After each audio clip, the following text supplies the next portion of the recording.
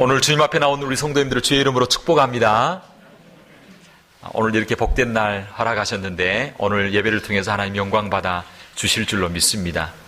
앞에 그 강단에 보니까 꽃들이 굉장히 많은데 아주 청사초롱처럼 하얀 꽃이 참 이쁜 것 같습니다. 네, 오늘 주님 안에서 밝고 환한 축복된 하루만 되기를 주의 이름으로 축원합니다. 예배를 드리면서 먼저 우리 가슴에 손을 얹고 하나님 앞에 한번 고백하도록 하겠습니다. 한번 따라해 주시기 바랍니다. 하나님은 나를 사랑하십니다. 하나님은 나를 치유하십니다. 하나님은 나를 축복하십니다. 아멘. 오늘 예배 드리는 가운데 주님의 축복과 치유하심이 온전히 임하는 귀한 은총과 은혜의 시간만 되기를 소망합니다. 이 땅에 사는 사람들 가운데 고통이 없는 사람은 한 사람도 없습니다. 겉보기에는 굉장히 화려하고 평안해 보이고 그리고 부족함이 없는 것처럼 보입니다. 그런데 내면으로 깊숙이 들어가 보면 모두가 다 아픔이 없는 사람이 없습니다. 그래서 사람은 누구나 다 가시가 있는 것을 볼 수 있습니다. 때로는 그 가시가 잠시 왔다가 머무르다가 떠나가는 경우도 있지만 어떤 경우는 그 가시가 일생을 함께하면서 괴로움과 아픔과 고통을 주는 경우가 있습니다. 그래서 이러한 가시는 평범한 저와 여러분들에게만 있는 것이 아니라 아주 영적으로 성숙하고 또 정말 하나님께서 높이 들어 쓰시는 그런 어떤 면에서 보면 위대한 사람들에게도 이러한 가시가 찾아오는 것을 봅니다. 특별히 오늘 본문에 보면 하나님 앞에 존귀하게 쓰임받았던 위대한 사도였던 이 베드로에게도 가시가 있었던 것을 봅니다. 그래서 오늘 본문 7절은 이렇게 말씀하고 있습니다. 내 육체에 가시 곧 사단의 사자를 씌었으니 라고 이렇게 말씀하고 있습니다. 사도 바울에게 그를 괴롭히는 가시는 뭐였냐면 오늘 본문에 보면 육체의 가시였다라고 말하고 있습니다. 육체의 가시가 무엇이겠습니까? 그것은 바로 육체의 질병이었습니다. 그 능력 많은 사도에게도 육체의 질병이 있었습니다. 그래서 이 육체의 질병이 무엇인가 학자들이 여러모로 살펴볼 때 한 몇 가지로 나오는데 그 중에 대표적인 첫 번째가 뭐냐면 간질이었다라고 이야기합니다. 간질. 간질은 굉장히 무서운 질병입니다. 여러분 혹시 간질을 겪고 있는 사람을 아마 본 적이 있을 겁니다. 저도 학생들 가운데 그런 경우를 본 적이 있습니다. 갑자기 생활하다가 갑자기 넘어집니다.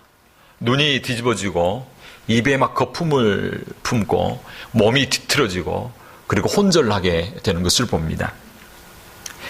이를 뒷받침하는 성경 구절이 있는데 갈라디아서 4장 14절을 보면 이렇게 말합니다.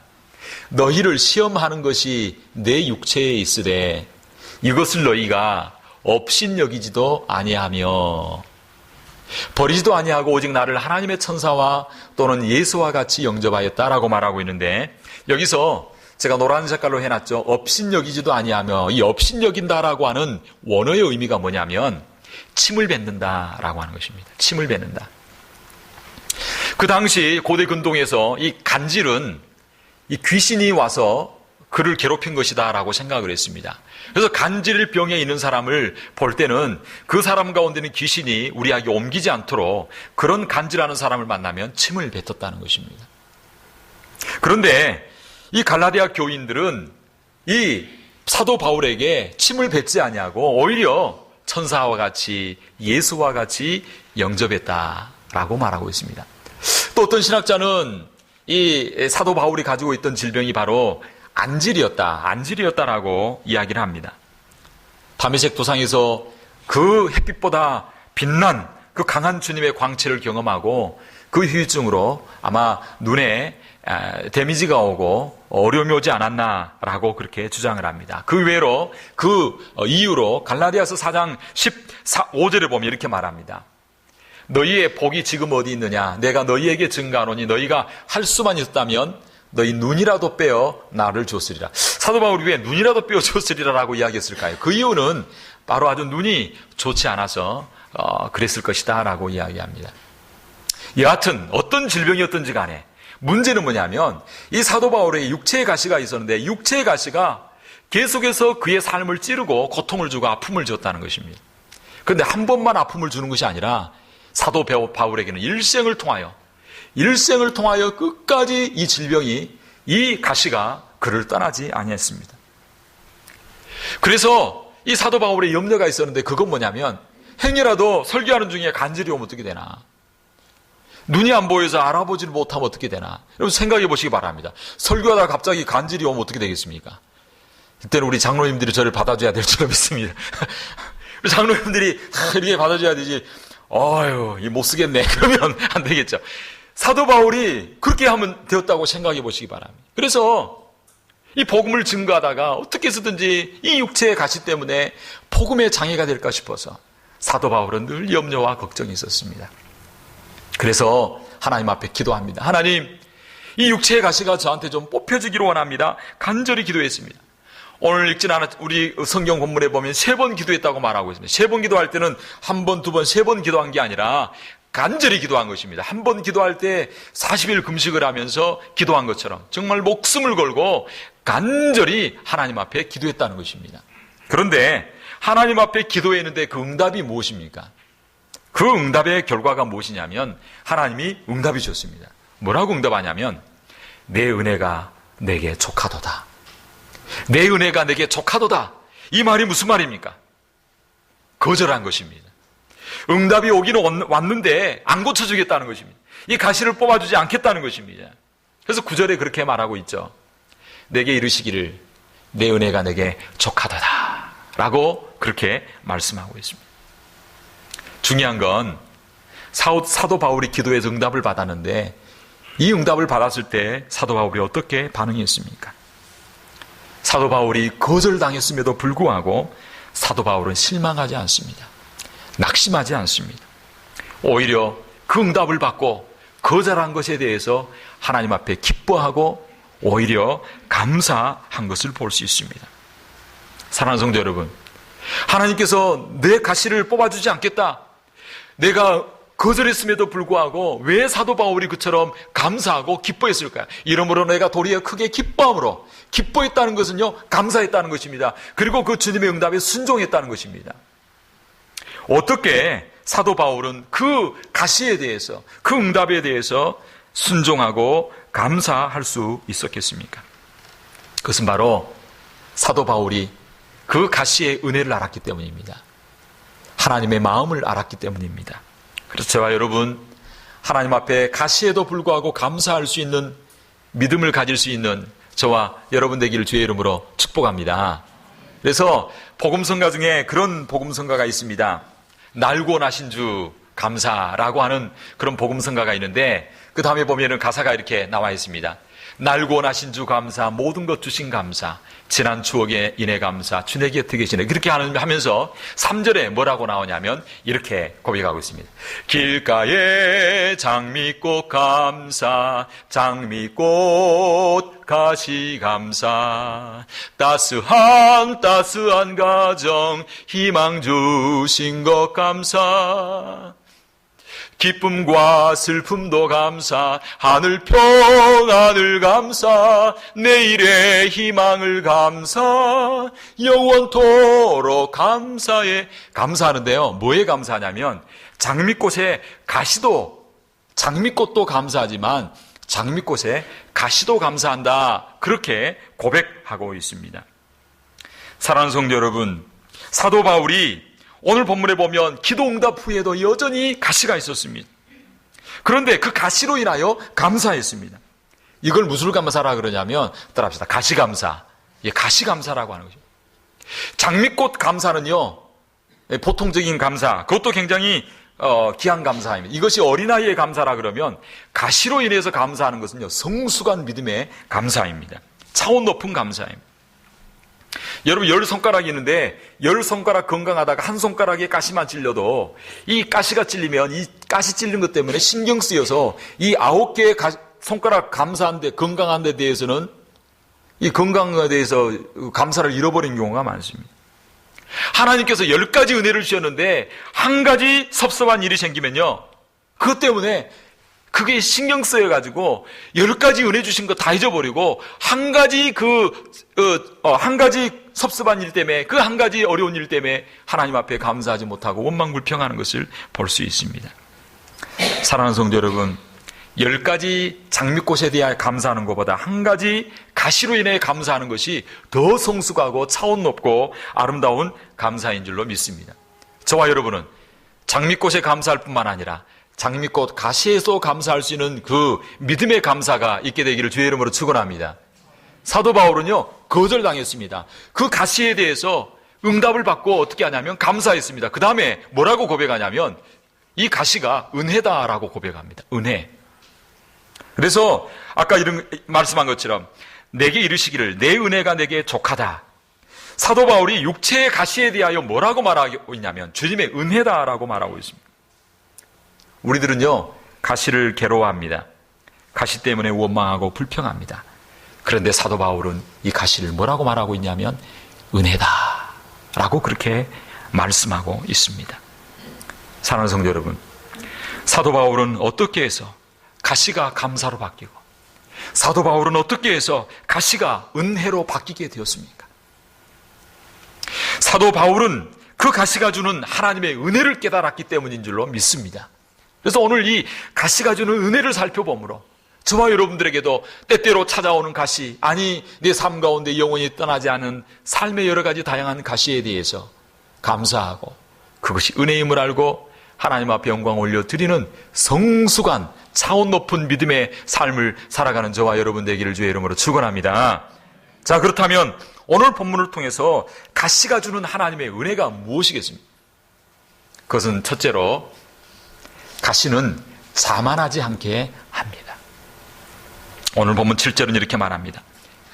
여러 계시를 받는 것이 지극히 크므로 너무 자고하지 않게 하시려고 내 육체에 가시고 사단의 사자를 주셨으니 이는 나를 쳐서 따라합시다. 너무 자고하지 않게 하려 하심이니라 라고 말씀하고 있습니다. 하나님께서 사도 바울에게 육체의 가시를 주었는데 그 육체의 가시를 주신 목적과 이유가 있다는 것입니다. 왜 가시를 주었는가? 그 목적은, 그 이유는 바로 사도 바울로 말미암아 너무 자고하지 않게 하려 함이었다 말씀하고 있습니다. 그래서 자고하지 않도록 하기 위해서 하나님께서 뭘 줬냐면 가시를 줬다는 것입니다. 육체의 가시. 이 가시를 누가 줬냐면 따라합시다. 하나님께서 주신 것이라는 것입니다. 그래서 사도 바울은 살아가면서 이 가시가 때때로 찌르고 아프게 할 때마다 늘 생각했습니다. 아, 하나님이 주셨습니다. 하나님께서 내게 주신 것입니다. 그러므로 내가 이것을 잘 감당하겠습니다. 하나님께서 내게 주신 것이기 때문에 내가 이것을 잘 믿음으로 감당하겠습니다. 그렇게 고백하고 있습니다. 사실 사도 바울에게는요, 이 가시가 없었다면 교만할 수밖에 없는 사람이었습니다. 왜냐하면 사도 바울은 교만할 수밖에 없는 여러 가지 조건을 많이 가지고 있었습니다. 그 중에 특별히 사도 바울은요, 영적인 아주 신비한 은혜를 체험을 많이 했습니다. 우리가 읽지는 않았지만 바로 앞절에 보면 2절부터 4절까지 보면 사도 바울이 어디를 올라가게 되냐면 셋째 하늘, 천국까지 가는 그런 천국을 경험하게 되어집니다. 저와 여러분들께도 가능하면 이런 놀라운 영적 천국을 경험할 수 있게 되기를 주의 이름으로 축원합니다. 이 천국을 경험하면요, 이 땅의 삶이 달라지게 되는 것입니다. 그런데 그것 가운데서 또한 말할 수 없는 하나님의 계시를 받게 되는데 사도 바울이 영원한 천국을 경험했을 뿐만 아니라 계시의 말씀을 받습니다. 그래서 사도 바울에 의해서 성경이 기록되는데 신약 성경 27권 가운데 사도 바울이 쓴 성경이 몇 권이나 되겠습니까? 14권입니다. 신약 성경 27권 가운데 절반이 넘는 성경을 누가 기록하냐면 사도 바울이 기록하게 되어집니다. 자, 이 정도 되면 교만하지 않겠습니까? 우리가 조그만 은혜를 체험해도 너무나 자랑스럽습니다. 꿈속 잠자다가 예수님만 만나도 목사님 지난 밤에 꿈을 꿨는데 예수님 한 옷을 입고 저에게 찾아와 주셨는데 사랑하는 딸아 이렇게 안수해 주는데 목사님 이렇게 이야기하는 분들이 많습니다. 조그만 은혜를 체험해도 막 너무나 감격이 됩니다. 그런데 천국을 경험하고 계시의 말씀을 14권이나 기록하게 되었는데 그 은혜가 얼마나 크겠습니까? 사도 바울은요, 가문으로 보나 학문으로 보나 다른 사람과 비교할 수 없는 사람이었습니다.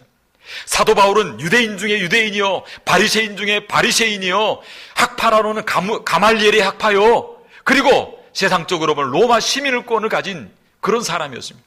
재력으로도 아버지가 엄청난 부자였습니다. 모든 면에 부족함이 없는 사람이었고 학문적으로나 신분적으로나 뛰어난 사람이었습니다. 그 정도가 아닙니다. 또 그 정도도 아닙니다. 배경이 그 정도만이 아니라 또한 얼마나 능력이 나타나냐면 사도 바울에게 하나님의 능력을 부어주시는데 사도 바울이 손만 얹으면요 병이 났습니다. 심지어는요 사탄아 물러가라, 귀신아 떠나가라, 꾸짖기만 해도 귀신이 떠나갑니다.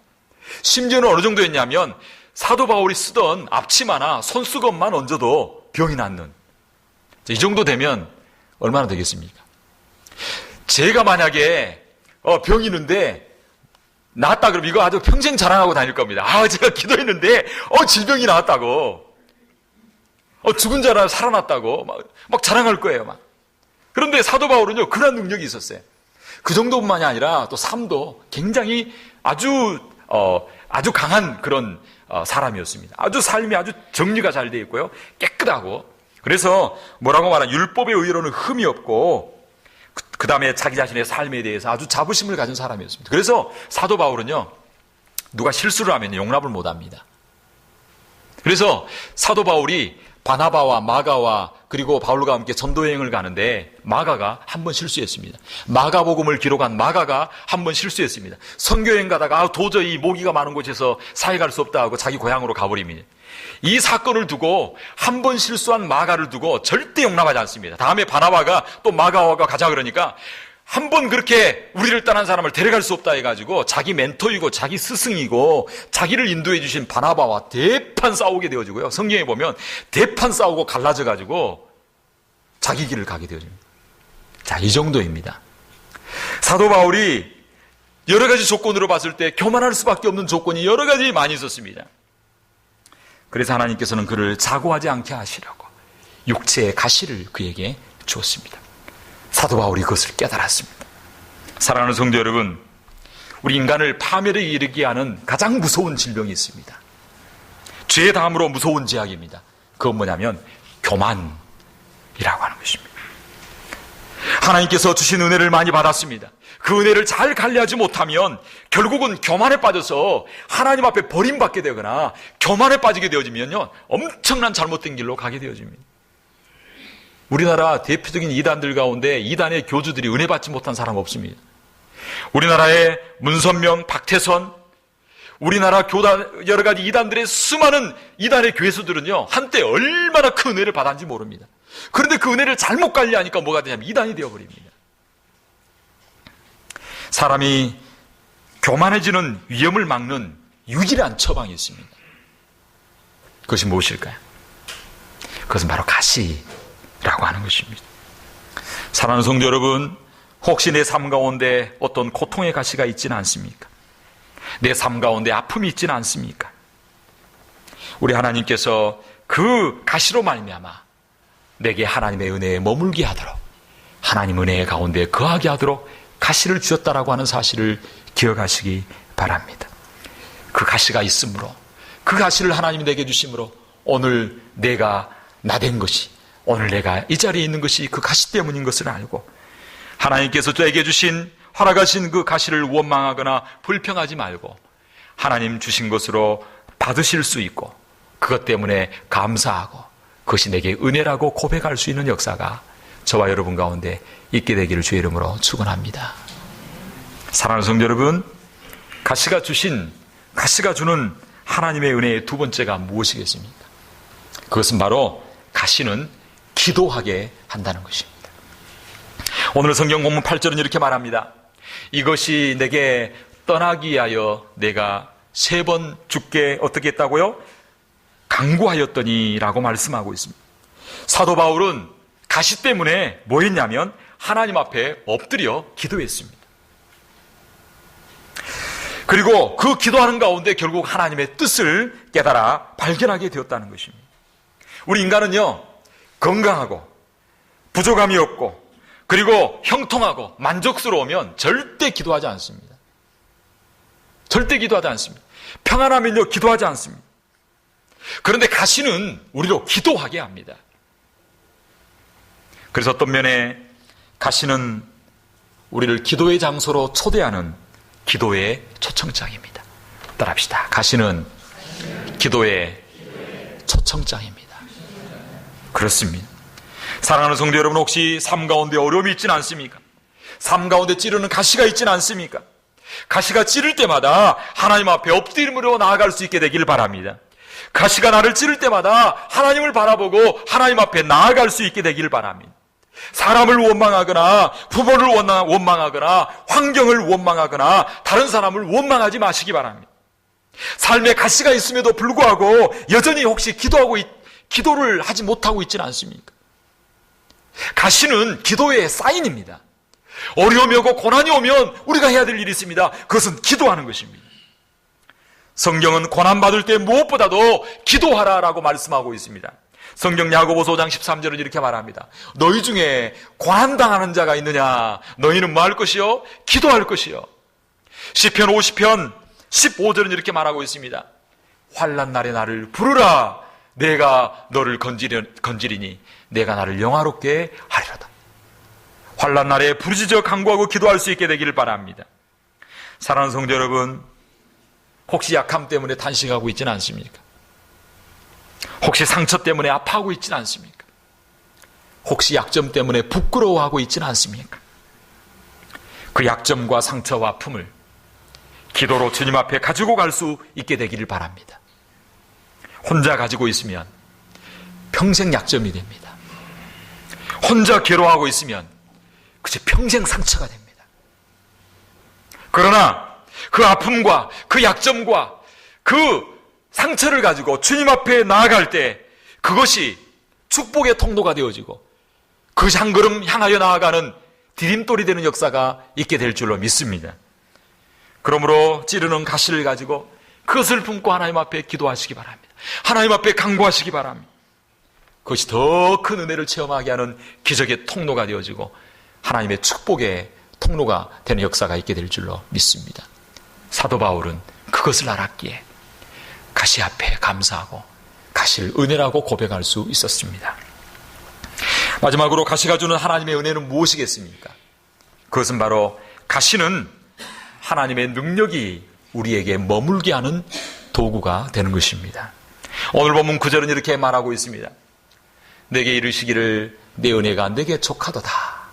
이는 내 능력이 약한 데서 온전하여 짐이니라.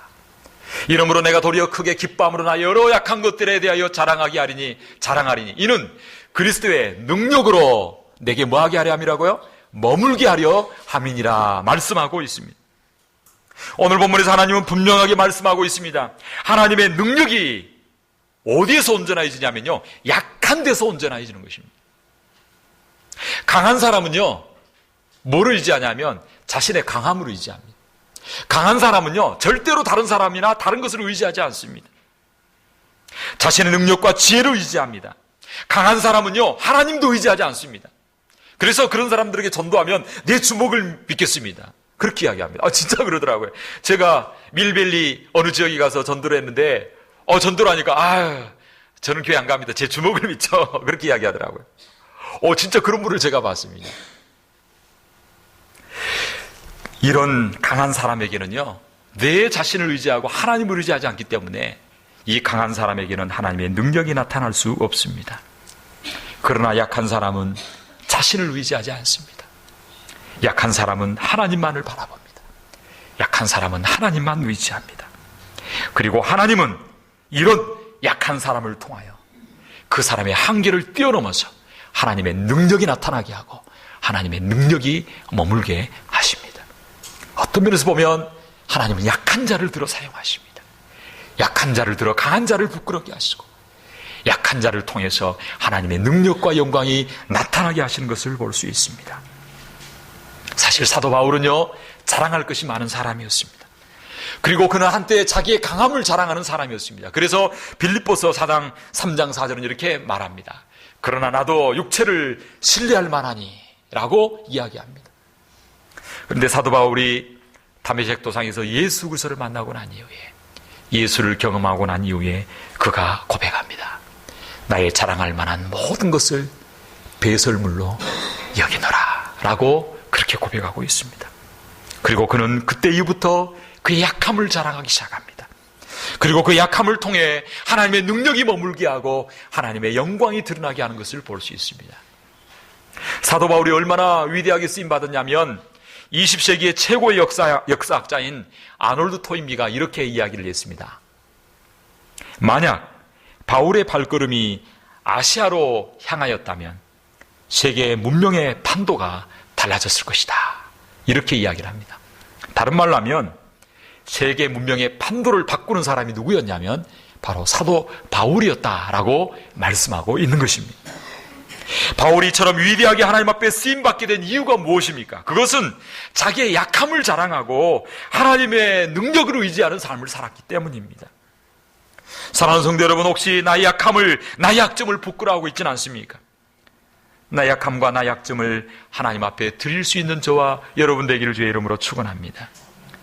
하나님의 능력만 의지하게 되어질 때 나의 약함을 통하여 하나님의 능력과 하나님의 사랑이 나타나는 놀라운 역사가 있게 될 줄로 믿습니다. 한국의 유명한 신학자요 목회자인 존경받는 목사님이 한 분이 계십니다. 그분은 바로 이상근 목사님입니다. 한국에 나온 아주 훌륭한 목사님, 존경받는 목사님들이 많지만 그 중에 우리 이상근 목사님, 특별히 이분은 성경 전권에 대한 주석을 한국인으로 썼습니다. 사실 박윤선 박사도 주석을 다 쓰지 못한 경우가 있는데 특별히 이상근 목사님이 성경 전권을 주석을 썼습니다. 이분은 대구 제1교회에서 담임 목사로 봉사를 하셨는데 이분의 일화가 있습니다. 이분이 16살부터 이유를 알 수 없는 발병을 앓게 되어집니다. 그래서 그 병 때문에 발의 병이 갑자기 16살 중학교 3학년 때 나게 되는데 이 병 고치기 위해서 온 가족이 본인이 40일 금식 기도를 했습니다. 그런데 병이 낫지 않습니다.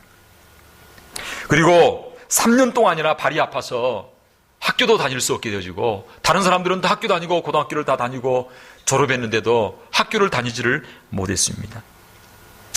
어머니가 이 아이의 병을 낫도록 하기 위해서 온갖 백방으로 노력했지만 고칠 수가 없었습니다. 그래서 60평생 동안 발 때문에 고통스러워하고 힘들어했습니다. 밤이면 밤마다 고통 중에 끙끙 앓았고요. 그리고 발에 진물이 나서 잠을 잘 때는 양말을 3겹씩 이렇게 끼고 자야 이불이 그 진물이나 고름에 그렇게 상하지 않게 되었기 때문에 그렇게 살았습니다. 평생을 살아가면서 발이 아팠기 때문에 어디 좋은 데 한번 가보지 못하고 늘 방 안에 앉아서 살았습니다. 어릴 때부터 방 안에서 있다 보니까 할 수 있는 건 공부였고 그 다음에 성경을 읽기 시작합니다. 밖에 나가지 못하고 집안에서 성경을 읽다가 위대한 성경학자가 되어지고 크게 쓰임받는 목회자가 되어집니다. 그래서 나중에 목회를 은퇴를 하고 마치게 되어지는데 이제 칠순이 되어서 정년 은퇴한 이후에 그 교회 가운데 한 집사님, 의사 선생님이 있었는데 이야기를 합니다. 목사님 이제 은퇴도 하게 되었으니까 발 검사를 한번 하고 치료를 한번 해봅시다. 수술이라도 할 수 있으면 합시다 라고 이야기를 하고 엑스레이를 딱 찍는데 너무나 단순한 문제가 나왔습니다. 발 밑에 뭐가 있냐면 커다란 철사가 그 안에 푹 들어가 있었습니다. 그것도 모르고. 근데 알고 보니 생각을 해보니까 옛날에 고무신 신고 막 다니잖아요. 고무신 신고 아니면 맨발 신고 막 다니다가 자기도 모르는 사이에 철사가 발목 뒤로 쑥 들어오게 되는데 그것도 모르고 막 뛰놀고 다니다가 그것을 모르고 60년 동안이나 그 가시 때문에 그 철사 때문에 고통을 당했다라고 하는 것입니다. 나중에 그 가시를 빼가지고 이야기하는데 뭐라고 이야기하냐면 이 가시가 오늘날 나를 만들었습니다. 나는 이 가시가 자랑스럽습니다. 이 가시 때문에 주님을 알게 되었고 이 가시 때문에 성경을 더 잘 연구할 수 있게 되었습니다. 나는 이 가시가 고맙고 자랑스럽습니다. 라고 그렇게 고백을 하게 되었습니다. 사랑하는 성도 여러분, 우리가 이 땅 가운데 살아가는 동안 우리 삶 속에 누구나 다 가시가 있기 마련입니다. 저에게도 가시가 있습니다. 말 못할 가시가 있습니다. 여러분들에게도 가시 하나쯤은 다 있을 것입니다. 어떤 사람은 그 가시 때문에 한평생 원망하고 불평하며 한평생을 불행하게 살아가는 사람이 있습니다. 그런데 어떤 사람은 그 가시 때문에 하나님 앞에 감사하고 하나님의 은혜라고 고백하며 살아갑니다. 여러분은 어떻게 살아가겠습니까? 저와 여러분은 어떤 삶을 살아야 하겠습니까? 간절히 바라기는 오늘 사도 바울처럼 가시 때문에 기도하고 가시 때문에 하나님을 의지함으로 그 가시가 나로 말미암아 하나님의 은혜 가운데 머물게 하셨느라고, 그 가시 때문에 내 삶 가운데 하나님의 능력이 나타난다라고 고백하는 그러한 삶이 되시기를 주의 이름으로 축원합니다. 그래서 그렇게 할 수 있게 되기를 바랍니다. 날고 나신 주 감사할 뿐만 아니라 장미꽃 가시 감사, 마지막 장미꽃 가시 감사 한번 노래 찬양하면서 모든 설교를 마치겠습니다. 장미꽃 가시 감사 한번 찬양하겠습니다. 길가에 장미꽃 한번 띄워주시기 바랍니다. 날고 나신 주부터 한번 찬양하겠습니다. 날고 하신 주 감사, 모든 것 주심 감사, 지난 추억 이래 감사, 주의 곁에 계시래. 잠깐만요. 장미꽃 가시감사는요, 처음 1절이거든요. 예, 1절만, 향기로운 봄철의 감사 있는데요. 그러면 3절만 찬양하겠습니다.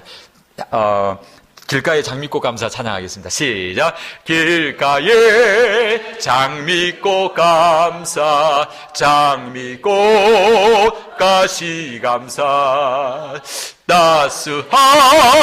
따스한 가정 희망 주신 것 감사, 기쁨과 슬픔도 감사, 하늘 평안을 감사, 내일의 희망을 감사, 영원토록 감사해. 이 시간 한번 기도할 때, 하나님, 내 삶의 가시 때로는 감당할 수 없어서 원망하고 눈물 짓고 힘들어했음을 고백합니다. 하나님, 어쩌면 앞으로도 또 그 가시가 나를 찾아올지 모릅니다. 가시가 올 때마다 그 가시를 붙들고 하나님 앞에 기도로 나아갈 수 있는 저희들 되게 하여 주옵소서. 하나님, 그 가시가 하나님의 능력으로 내게 머물게 하는 축복의 도구가 되게 하여 주옵소서.